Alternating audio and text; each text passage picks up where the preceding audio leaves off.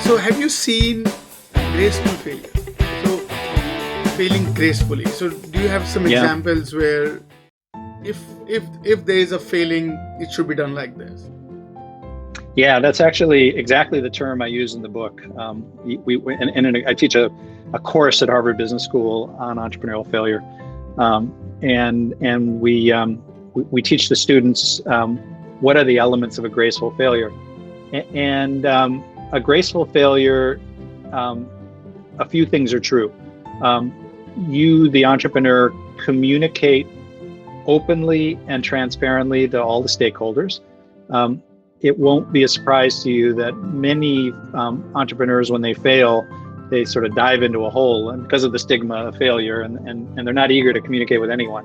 And so it's the responsibility of the entrepreneur to communicate clearly to customers, to partners, to suppliers, to investors, and all the way what happened, and most importantly, what's going to happen to you, employee, to vendor, are you going to be paid?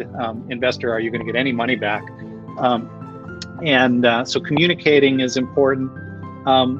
Paying people who are owed money is the second aspect. So most startups will owe people money, lawyers, suppliers. Customers may have placed deposits. Employees may have a check coming. So everybody that's owed money gets the money in full. Not necessarily investors, right?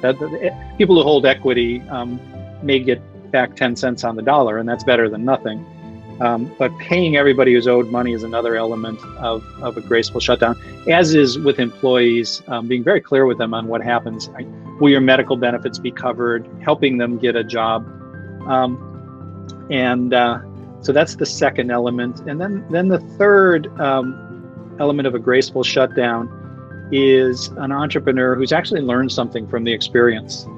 And it's not surprisingly, I mean, it can be an emotional battering. An entrepreneur is the company is the entrepreneur, the identities are intertwined. And so when the startup fails, it's inescapable for the entrepreneur that a big part of them has failed, and that hurts.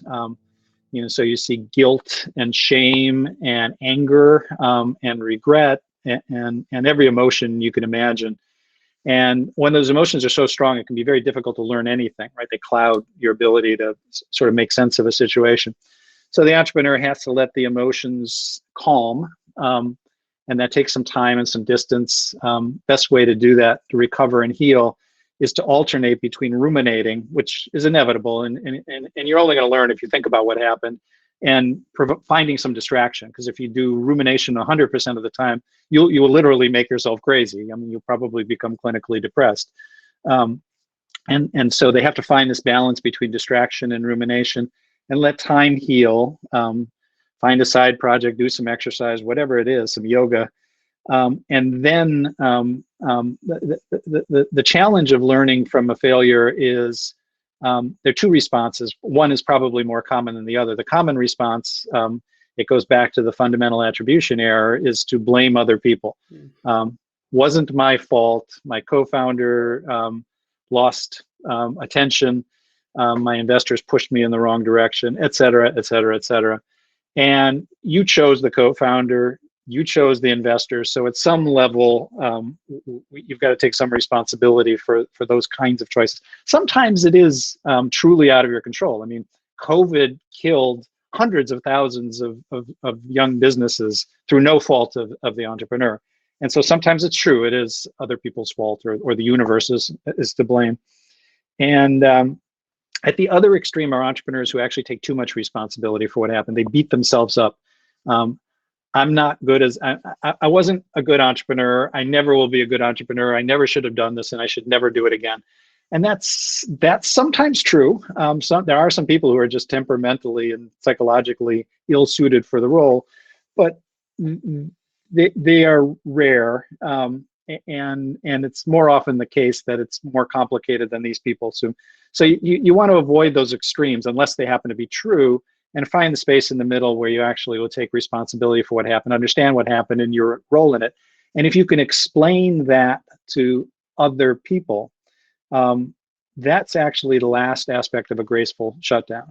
explaining what happened, your role, and what you've learned from it, and what you will do differently next time.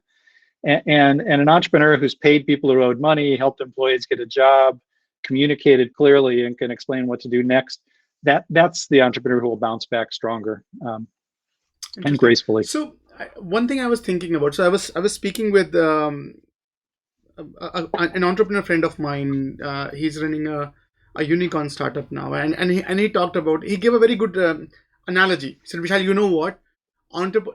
Entrepreneurship to me is like a high rope jump trick on a circus. So it's a trapeze game, and basically there's a swing going on, and then I'll jump. And in my progression, I'll just have to get 3 more jumps right, and hopefully on the other side, there's someone to catch me. Otherwise, I'll fall, and there'll be a huge spat." And then he said, what is surprising to me was, but my worry is, as an entrepreneur, I don't know whether I'm jumping or still on the swing, right? So his problem is that my anxiety point is I can never give up till the last minute, but sometime when the thing happens, I'm already stuck on a wall, plastered there.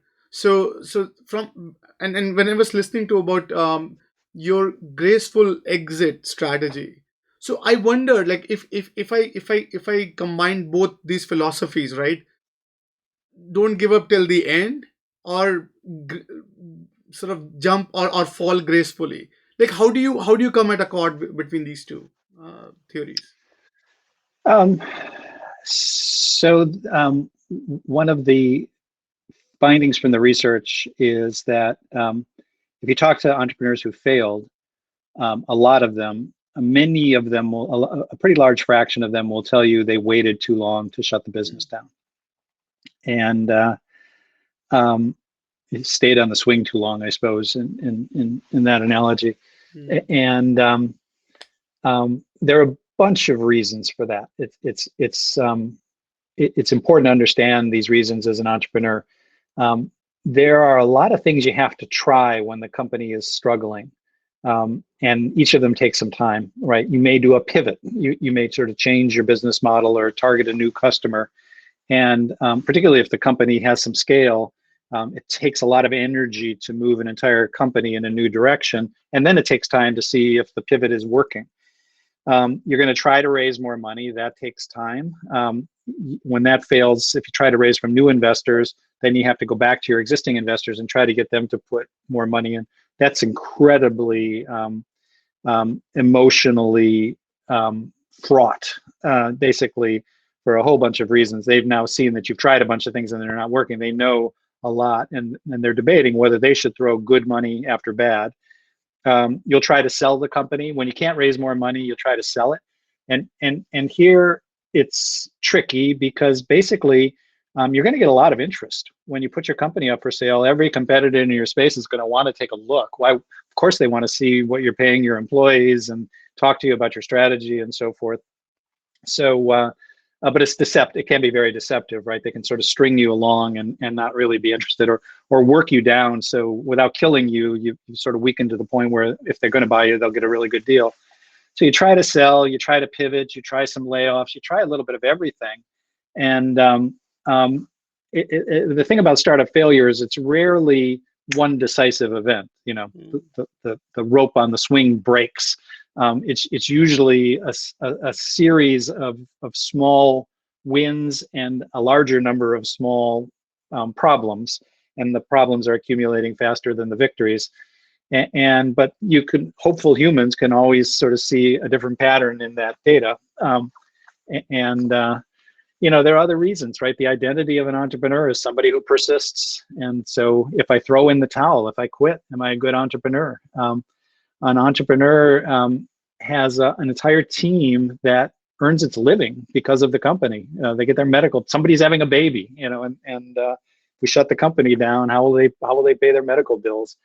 And said investors believed in me. So there's a whole bunch of, and often the founder has a problem of just not having anybody to talk to. You got to be careful with what you tell your investors because you're trying to get them to put more money in. So you can't lie. You shouldn't lie to them. But you may not be completely honest about your doubt about whether this is going to work. You can't be completely honest with employees and transparent with employees, because if you are, they might leave, and that'll accelerate the downward spiral. So you bottle all this up. If you're lucky, your spouse, by the way, and your friends have given up on you. You're now working 80 hours a week, and you have been for the last 6 months. You've canceled the last 4 dinners with your friends. So no one has much patience for hearing you obsess about the business anymore. A lucky entrepreneur will have a peer group, like a YPO, Young Presidents Organization, or some place where people who understand them and what they're going through, they can relate. But many entrepreneurs have nobody to talk to in this phase. So it's hard. And for all these reasons, people probably wait longer than they should. If you can at least, your chance, rather than waiting for a miracle, the upside of failing gracefully, if you're going to fail, that's really a thing you want to do.